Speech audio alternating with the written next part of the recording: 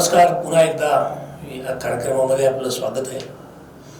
आज आपण थोडंसं वेगळ्या विषयावरती बोलूया. मुख्यमंत्री देवेंद्र फडणवीस यांनी आज कालच असं जाहीर केलं की राज्यासमोर आर्थिक अडचण नक्कीच आहे, परंतु ही काय दिवाळखोरीकडे वाटचाल असं म्हणता येणार नाही. म्हणजे या आजच्या परिस्थितीमध्ये आपण बघतो आहोत की नुकत्याच नगरपालिका आणि नगरपंचायतीच्या निवडणुका झाल्या. महापालिका निवडणुकीची तयारी जोरदार सुरू आहे आणि अशा परिस्थितीमध्ये हे सगळं लक्ष्मी दर्शन, कुबेर दर्शन अनेक मतदारांना, उमेदवारांनी घडवलेलं आहे, पक्षांनी घडवलेलं आहे. म्हणजे एकीकडे आपण बघतो आहोत की पैशाचा अक्षरशः महापूर आलेला आहे या निमित्ताने, आणि दुसरीकडे राज्यासमोर आर्थिक अडचण आहे. लाडकी बहीण योजना असेल किंवा इतर योजनांमुळे जे काही खर्च करावे लागत आहेत राज्याला, तर त्याच्यामध्ये आपण हे लक्षात येत आहे आपल्या की लोकांकडे, म्हणजे निवडणुकीच्या राजकारणामध्ये जे लोक उतरलेले आहेत त्यांच्याकडे वारेमाप पैसा आहे. आणि तिथे त्याच वेळी राज्याच्या तिजोरीमध्ये, म्हणजे त्याला खणखणाट आपल्याला म्हणता येणार नाही, परंतु प्रश्नांची चाहूल, या समस्येची चाहूल आता लागलेली आहे. अनेक योजनांसाठी निधी कमी पडतोय, विकास कामं त्याच्यामुळे आता रखडण्याची प्रक्रिया हळूहळू सुरू होणार आहे. राज्यासमोर आर्थिक अडचण आहे, याचाच अर्थ असा आहे की राज्यावरती कर्जाचा डोंगर प्रचंड आहे आणि हा डोंगर दिवसेंदिवस वाढत चाललेला आहे. तर या राजकारणामध्ये उतरलेल्या मंडळींकडे पैसा आला कुठून? निवडणुकी गेल्या 5 वर्षांमध्ये अनेक संस्थांमध्ये निवडणुका झालेल्या नव्हत्या, त्यामुळे थेट असं यांचं या संस्थांवरती काही नियंत्रण नव्हतं. तरी देखील यांच्याकडे प्रचंड पैसा आलेला आहे. हा या 5 वर्षांमध्येच आलेला आहे असं म्हणण्याचं आपल्याला कारण नाही, कारण ही मंडळी पैसा बाळगून असते. आणि तो पैसा कसा येतो, म्हणजे आपण बघितलं की अनेकदा राजकीय भाषणांमधून हा उल्लेख विरोधकांकडून नेहमीच केला जातो की पैशातून निवडणुका आणि निवडणुकातून पैसा, म्हणजे सत्तेतून पैसा, अशा पद्धतीची ही सायकल ज्याला आपण म्हणतो ती आपल्याला दिसते. तर ही जी काय पैसा आणि निवडणुका आणि त्याच्यानंतर सत्ता आला की पुन्हा पैसा, तर यातून विरोधक देखील दूर राहिलेले नाहीत असं दुर्दैवाने म्हणावं लागतं. हे ज्याच्या हातामध्ये पैसा आहे, सत्ता आहे, त्याच्या हातामध्ये पैसा, असंच काही चित्र आहे असं आपल्याला म्हणता येणार नाही. कारण विरोधक देखील या स्पर्धेमध्ये तुल्यबळ असा पैसा हा ओततायत आणि दुर्दैवाने 4,000, 5,000 अशा पद्धतीचा एका मताचा भाव लावला जातोय असं अनेकदा आपल्याला खाजगीत हेच नेते सांगताना दिसत आहेत. तर हे कुठे चाललंय आपलं? म्हणजे हीच परिस्थिती अनेक वर्षांपूर्वी बिहारमध्ये होती की तिथे देखील एकेका मताचा मतदार पैसे घेऊन मतदान करायचा. जोपर्यंत पैसे पोचत नाहीत तोपर्यंत मतदानाला तो घराबाहेरच पडत नव्हता. आणि हीच परिस्थिती महाराष्ट्रामध्ये देखील आहे. तर आता म्हणजे आपण केव्हाही बघतो की निवडणुकीचं मतदान आपण सकाळी 7 वाजता 8 वाजता सुरू झालं की दिवसभर ते जवळपास त्या म्हणजे बहुसंख्य ग्रामीण मतदारसंघांमध्ये आणि शहरांमधल्या ज्या काही अल्प उत्पन्न गटाचे जे काही परिसर असतात, ज्या काही वसाहती असतात, त्या भागामध्ये 4 वाजेपर्यंत मतदार बाहेरच पडत नाही. 4 वाजेनंतर 5 वाजेपर्यंत जर काही हे नेते तिथे पोचले आणि मतदारांना लक्ष्मी दर्शन झालं तरच ते बाहेर पडतात. हा सगळ्यांचा अनुभव आहे. म्हणजे हे केवळ आता ज्याला काय म्हणतो आपण की कुठेही लेखी स्वरूपामध्ये किंवा नोंदणी याची होत नसली तरी समाज याची नोंद व्यवस्थित घेतोय, याची पूर्ण कल्पना राजकीय क्षेत्रामध्ये काम करणाऱ्या प्रत्येक कार्यकर्त्याला, नेत्याला आहे की 4-5 वाजेपर्यंत मतदार येत नाहीत आणि 5 वाजेनंतर त्या मतदान केंद्रावरती रांगा लागतात. तर हे चित्र कशाचं आहे? हे आपण बघतो की एकदा निवडणूक झाली की त्याच्यानंतर हे नेते कुठे फिरकत नाहीत मतदारसंघांमध्ये. तसं वॉर्डांमध्ये तशी परिस्थिती नाही आहे. नगरपालिका आणि नगरपंचायती या अगदी छोटे वॉर्ड असतात तिथे आणि दैनंदिन लोकांचे प्रश्न सोडवण्यासाठी तिथे या लोकप्रतिनिधींना जावं लागतं.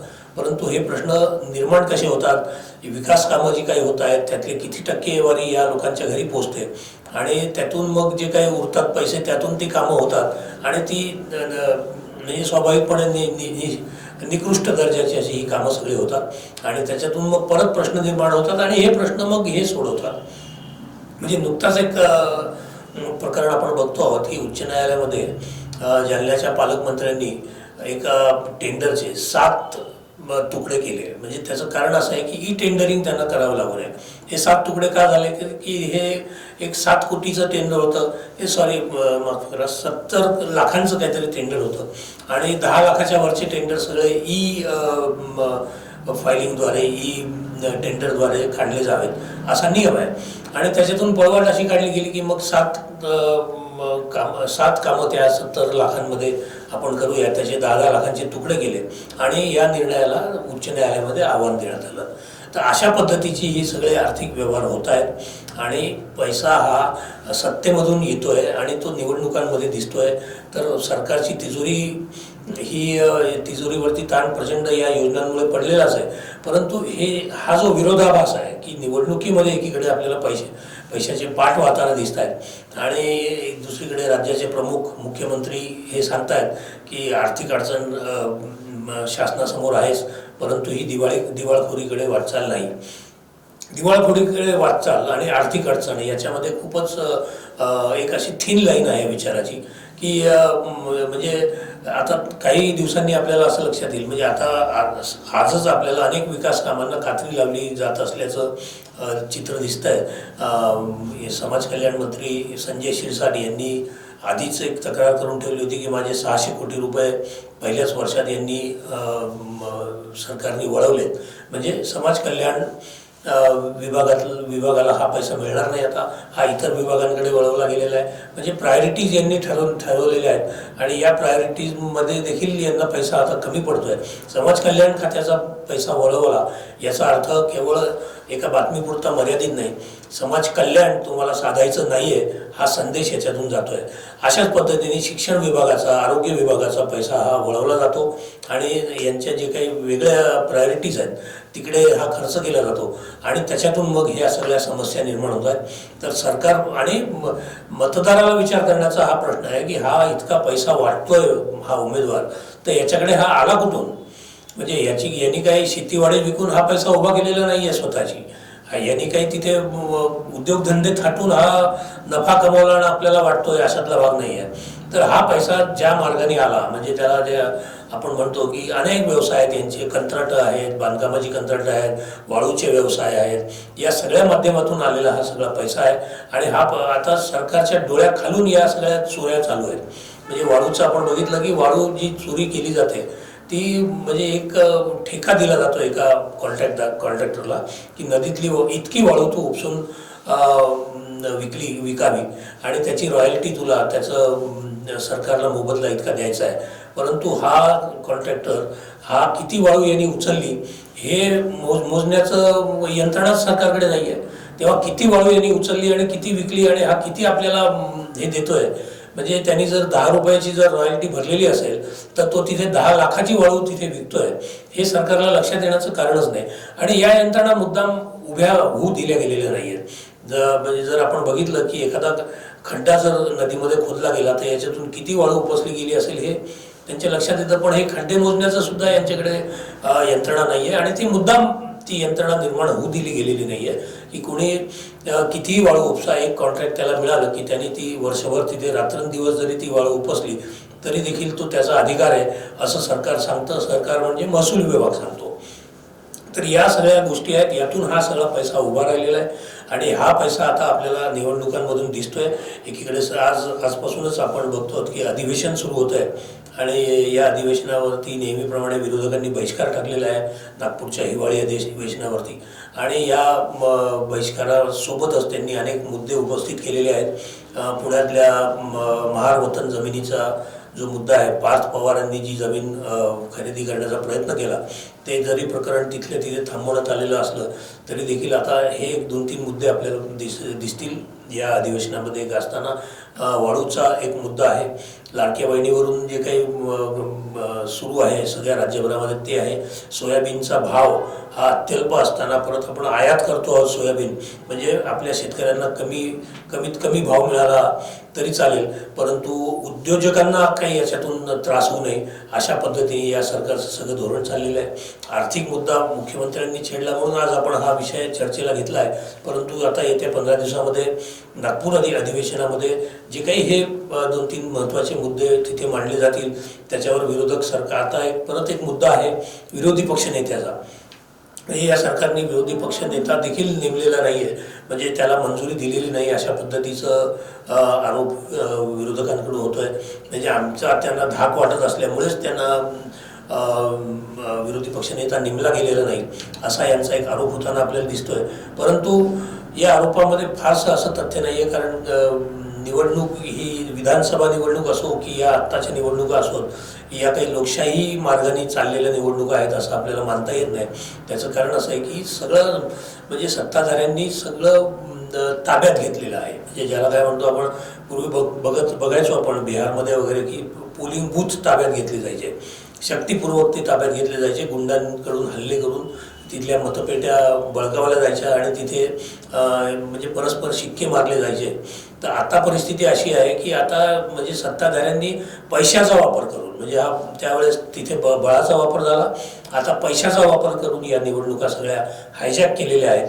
त्यांनी जर ठरवलं की इथे एखादा विरोधक निवडून आला पाहिजे तर तो तिथे विरोधक निवडून येतो. अशा पद्धतीचं इतकं भयंकर हे राजकारण इथे सुरू आहे. लोकशाही पद्धतीनी जरी आपल्याला कागदोपत्री ते सगळं दिसत असलं की निवडणुका जाहीर होत आहेत, आरक्षण जाहीर होत आहेत, त्यानंतर प्रचार होतोय, तर हे सगळे देखावे आहेत की काय, इतक्या थरापर्यंत म्हणजे इतक्या थरापर्यंत विचार करण्याची आपल्याला वेळ आलेली आहे. कारण आता मतदार जर मग अशा परिस्थितीमध्ये मतदाराने अपेक्षा ठेवली यांच्याकडून तर मतदारालाही ते दोष देता येणार नाही. कारण जर तुम्ही बघितलं की म्हणजे जे काही वॉर्ड आणि प्रभाग असतात महापालिकांमधले, नगरपालिकांमधले वॉर्ड असतात, नगरपंचायतीमध्ये वॉर्ड्स असतात, तर हे लहान लहान वॉर्ड असतात आणि या लहान वॉर्डमध्ये कुठलं कुटुंब किंवा कुठलं घर हे कुठल्या दिशेने झुकतंय हे या राजकारण्यांना व्यवस्थित माहिती असतं. एखाद्याने जर प्रश्न विचारायला सुरुवात केली तर त्याच्यावरती विरोधकांची हे मतदान आहे असा एक शिक्का मारला जातो. परंतु निवडणूक जसजशी जवळ येते, निवडणुकीच्या दिवशी देखील या मतदाराला सुद्धा आपल्याकडे आकर्षित करण्यासाठी म्हणून त्याला सुद्धा लाच दिली जाते. हा लाचेचा पैसा प्रचंड या उमेदवार सगळे बाळगून आहेत. तिथे आपल्याला या निवडणुकांमधून काही खूप बुद्धिजीवी, विचारवंत किंवा प्रामाणिक अशा पद्धतीचे लोकप्रतिनिधी निवडून येतील ही अपेक्षा बाळगणं हे वेडेपणाचं ठरेल. कारण हे सगळे पैशाच्या व्यवहारातूनच या निवडणुका लढवल्या जात आहेत आणि त्या अक्षरशः हायजॅक करण्यात आलेल्या आहेत. विरोधकांकडे त्या तुलनेमध्ये जर पैसा असेल तर ते तिथे निवडून येऊ शकतील आणि त्यांच्याकडे पैसा नसेल तर परत आपण बघतो आहोत की सत्तेतल्या तिन्ही पक्षांकडे त्या जागा सगळ्या जाणार आहेत. तेव्हा निवडणुकीनंतर जर अशा काही बातम्या आल्या की परत महायुतीकडेच बहुतांश महापालिका, बहुतांश परिषदा, जिल्हा परिषदा 21 तारखेला आपल्याला कळेलच आता की नगर परिषदा आणि नगरपंचायतींमध्ये काय नेमकं झालेलं आहे. तर आपल्याला अशा बातम्या आल्या तर आश्चर्य वाटायचं कारण नाही, कारण हे सगळं एकतर्फी चालू आहे. ह्याच्यामधून आपण केवळ प्रचार केला आणि आमची किती छान धोरणं आहेत ही आम्ही लोकांपर्यंत पोचवली म्हणून लोकांनी आम्हाला मतदान केलं असं म्हणण्याची देखील स्थिती या सत्ताधाऱ्यांकडे सध्या नाही आहे. कारण यांनी काय केलेलं आहे हे जगजाहीर झालेलं आहे. एका म्हणजे सत्ताधारी पक्षाच्या आमदाराचा मुलगा बोगस मतदाराला पळवून लावतो हे बुलढाणा जिल्ह्यामध्ये आपण बघितलं की 25-25 लाखांची रोकड एखाद्या आमदाराच्या घरी सापडते. बीडमध्ये आपण बघितलं, गेवराईमध्ये याच कारणावरून म्हणजे बोगस मतदानावरूनच हाणामारी होते आणि निवडणुकांना गालबोट लागतं. तेव्हा म्हणजे सगळं हे निराशाजनक आहे. ज्याला जो शांतताप्रिय, जो नियमप्रिय, जो कायदेप्रिय नागरिक आहे त्याच्या मनाला हे पटणारं नाही आहे. परंतु शेवटी झुंडींचा हा सगळा कारभार आहे. त्यामुळे झुंडींच्या बाहेरच अशी मंडळी फेकली जात असते. जो त्याच्यामध्ये सामील झाला, ज्यांनी मतदानासाठी पैसे घेतले तो त्या झुंडीला सामील होतो आणि परत हेच आमचे नेते म्हणून तो की पुढची 5 वर्ष हा नारा लावतो. तेव्हा हे अत्यंत चिंताजनक अशा पद्धतीचं हे चित्र महाराष्ट्रामध्ये सध्या उभं राहिलेलं आहे. आणि याच्यावरती इलाज जर आपल्याला हवा असेल, याच्यावरती काही पर्याय हवा असेल, उत्कृष्ट विकास कामं झाली पाहिजेत, चांगले रस्ते झाले पाहिजेत, चांगले पूल झाले पाहिजेत, न फुटणारी धरणं झाली पाहिजेत, असं जर आपल्याला जर काही वाटत असेल तर आपण या ज्या काही निवडणुका आहेत या निवडणुकांमध्ये किमान चारित्र्य बघून, किमान त्याचं विचार करण्याची दूरदृष्टी लक्षात घेऊन, किमान त्याला काही थोडाफार अनुभव आहे की नाही हे लक्षात घेऊन आपण मतदान करायला हवं. आपण बघितलं, याच्या आधी पण आपण चर्चा केलेली आहे की नातेवाईक आणि कुटुंबातल्या लोकांना नगरसेवक पद, नगराध्यक्षपद मिळवून देण्यासाठी या सगळ्यांनी कशी दमदाटी केली. म्हणजे जिथे सामोपचाराने किंवा परस्पर संमतीने अनेकांनी माघार घेतली असं सांगितलं गेलं, परंतु माघार अशी कोणीही घेत नसतं. मोठे आर्थिक आमिष त्याला दाखवली गेली असणार आहेत. त्याच्यानंतर पुढच्या काळामध्ये तुम्हाला आम्ही अमुक पद देऊ, तमुक पद देऊ असं सांगितलं गेलं असणार आहे. म्हणून नगराध्यक्षपदाचे देखील उमेदवार हे यांनी विड्रॉ केल्याचं तिथं आपल्याला लक्षात येतं. थोडंसं विषयांतर आपल्याला नक्की होतं आहे, परंतु निवडणुकीचाच हा एकंदर विषय आहे. सरकार समोर आर्थिक अडचणी आहेत आणि उमेदवारांसमोर ही रक्कम खर्च कशी करायची असा प्रश्न आहे. इतकी भयंकर परिस्थिती आहे. तेव्हा हा पैसा या उमेदवारांकडे सरकारी तिजोरीतून जाण्यापासून रोखण्याचं कोणाचं काही जर काही ज्याला काय म्हणतो आपण की धाडस कोणाला दाखवायचं असेल तर त्याला या प्रवाहाच्या विरुद्ध चालल्याशिवाय राहणार गत्यंतर नाही. आणि अशा प्रवाहाविरुद्ध चालणाऱ्या लोकांना मतदारांनी देखील जर उचलून धरलं तर महाराष्ट्राच्या या राजकारणाच्या अधःपतनाला थोडासा ब्रेक लागेल असं मला तरी आता वाटतं. अन्यथा पुढच्या ज्या काही निवडणुका आता येऊ घातलेल्या आहेत, पुन्हा 4 वर्षांनी विधानसभा होतील, परत लोकसभा होतील, पुन्हा याच निवडणुका 5 वर्षांनी होतील, तर 5 वर्षानंतरचं चित्र हे फार भयंकर राहणार आहे. आजच परिस्थिती ही झालेली आहे. मतं विकत घेतली जात आहेत. मंत्री अगदी व्यासपीठावरून सांगतायत की लक्ष्मीदर्शन तुम्हाला घडणार आहे, तुम्ही त्याबद्दल काळजी करू नका. तर ही परिस्थिती इतकी वाईट असताना पुढचा काळ हा किती खडतर आहे याची आपण सगळ्यांनी दखल घेणं आवश्यक आहे. आणि जर आपल्याला तसा तो काळ नको असेल आणि आपल्याला जर इथे जर प्रामाणिक प्रशासन हवं असेल, प्रामाणिक राजकारण हवं असेल, तर आपण प्रवाहाविरुद्ध जी काही मंडळी जात आहेत, जी काही खरंच सचोटीने आयुष्य जगतायत, प्रामाणिकपणे काम करतायत, त्यांच्या पाठीशी आपण उभं राहावं एवढं आवाहन करतो. धन्यवाद.